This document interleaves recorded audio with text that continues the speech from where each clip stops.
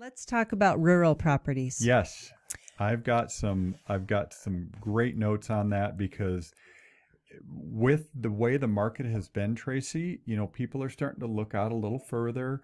Maybe because of COVID, people are going, I need a little more elbow room. I want to move out. I want to get out of the city. And, around Albuquerque, we have a lot of good options.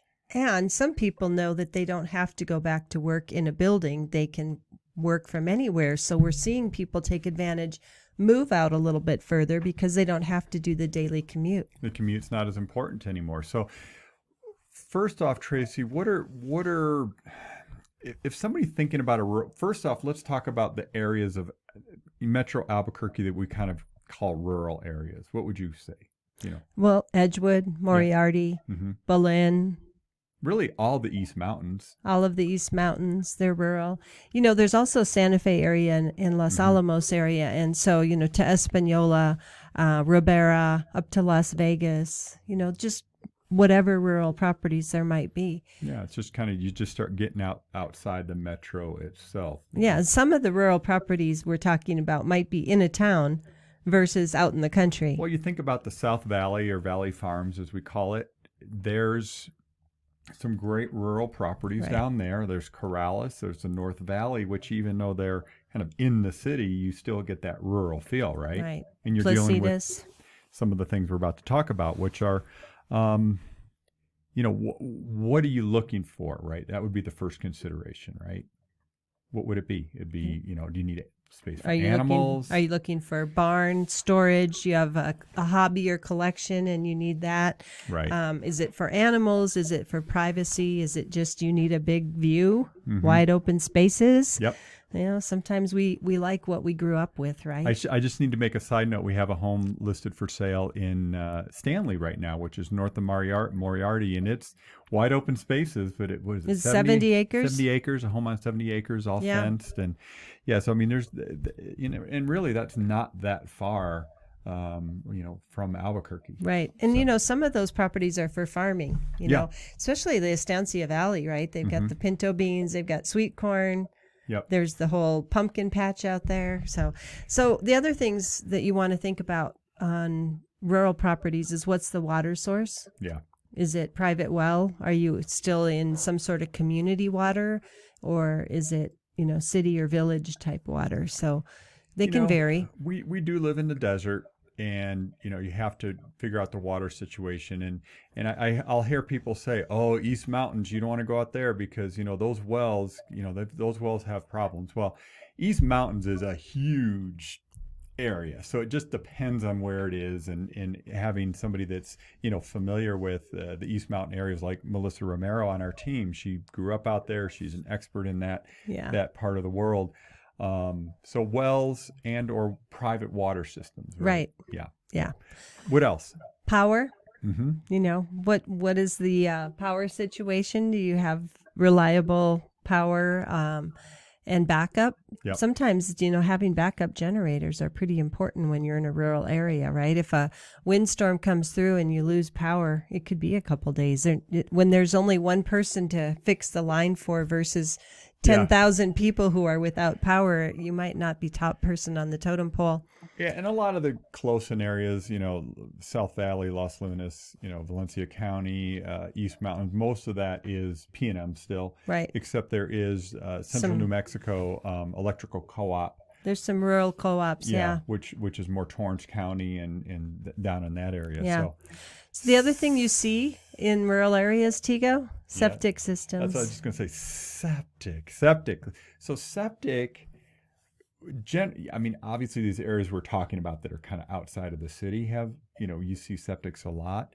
I can only think of some areas in the East Mountains, like Paco has their own water treatment system. But right. For the most part in the East Mountains, you're going to be having a septic system, right? Right. And septics are, they've been around a long time. They are pretty simple technology. They are. And they work. You just have to maintain them. And they work really well. The other things, is there natural gas, or are you on some other form of propane? Propane. So propane tanks that you can lease or you can own, and having reliable companies.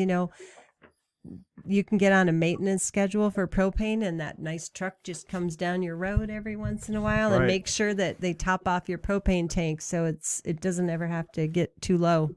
So a couple more things here, Tracy, is the actual when we sell a house that's in a subdivided neighborhood, let's call it tract neighborhood. Planned urban development. There we go. Thank you.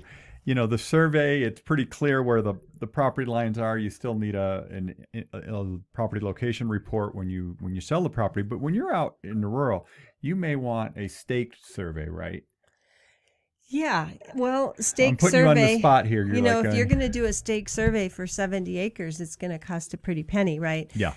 Some of the land in the rural areas is by meets and bounds, and some of it's just identified by markers and things. But it kind of depends. Why do people need a stake survey? A lot of it is because if there's fences, the fence lines aren't always on the property line. And we've seen that, and it's just one of those things when you're looking at a property that maybe is out there, the survey is going to be something that's going to be a bigger consideration than, again, that's in a subdivided neighborhood with, block walls between each house. We should get a surveyor to be on because we have this question come up a lot. Yeah. Other okay. rural considerations? Yeah, the road. So Yeah. a lot of times you'll have private roads, and, who's responsible for that? Who's going to maintain it? Sometimes it's public, and if you're in the mountains, maybe they don't plow it. It's like on the third tier of what gets plowed when it snows. That's another thing. Something we didn't talk about when we were talking about water, Tracy, was shared wells. Let's just hit on that real quick, because I think that we do see quite a bit. We do. So shared well is where, to split the cost of putting in a very deep well, it might be that more than one house uses that one well. I've seen up to 5, I think, in the East Mountains on one well. So maybe one builder has 5 lots and they do one well and they have it for all the properties. So typically what happens is the homeowners each pay a portion of the electricity to pump the water up, but obviously the water's free. Well, and right? there's different, and there's The well equipment. Right. So everybody shares in the cost. Yeah. If the pump goes out, everybody shares in the cost of it. What's the name of the neighborhood up here off La Luz, the road going up to La Luz in Sandia Heights? Green. No. The one that has a community water system. So it's a small, it's not a big neighborhood. Vista something. Anyway. I can't think of it. Anyway, it had, there's maybe... It'll come to us in the middle of the 50 night. 50 homes in, 50, some homes are built, some are not, but it's up, if you take the road up to La Luz, at the top, going up toward Luz, and you take the turn off, what's the name of that neighborhood? It's driving me crazy. Sorry, everybody. Okay. Chiaramonte. Thank you. So that has its own private water system. It's not really a shared well, but it is only, I don't know, 50 properties in there, maybe something like that. Okay. All right. So loans, when you're doing a loan in rural areas, there's opportunities, but there's also challenges.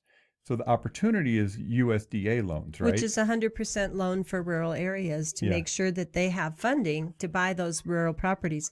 One of the things that comes up is, like, speaking of water, some of the properties that we deal with have no water source. They just have holding tanks for water. And so they have what's called hauled water, right? Where literally a water truck comes in and fills up their tank every once in a while. And a lot of the lenders, traditional lenders, don't lend on houses that have hauled water. So we have to get, really talk to lenders to make sure that they cover those areas, but then also that it's common for the area. So if all of a sudden you're in the North Valley of Albuquerque and they don't have a well and they're not on city water and they say, no, we have hauled water, a tank, nobody would lend on that because it's not normal for the area.